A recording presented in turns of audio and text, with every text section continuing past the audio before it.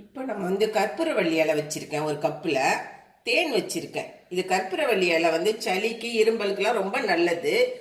நானே இப்போ செய்முறையை காட்டுறேன் உங்களுக்கு. இப்போ நம்ம வந்து ஒரு மண் பாத்திரம் வச்சிருக்கோம்.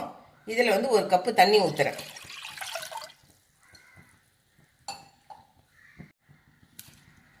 இந்த இலையும் போட்டுடுறோம். இது நல்லா கொதிக்கிட்டோம். நான் வடிகட்டி காமிக்கிறேன் உங்களுக்கு.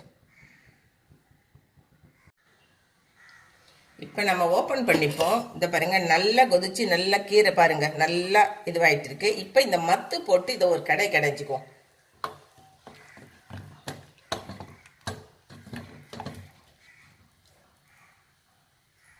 இப்போ வந்து உங்களுக்கு நான் வடிகட்டி காமிக்கிறேன். இப்போ கஷாயம் நமக்கு ரெடி ஆகிடுது. இதில் வந்து ஒரு ஸ்பூன் தேன் கலந்து நம்ம குடிக்கலாம்.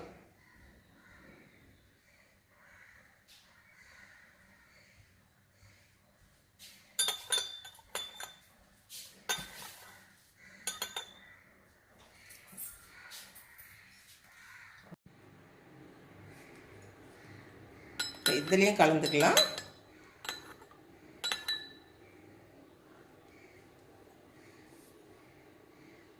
இந்த கஷாயத்தை நீங்கள் உங்கள் வீட்டில் ட்ரை பண்ணி பாருங்கள். எங்கள் சேனலை சப்ஸ்கிரைப் பண்ணுங்கள்.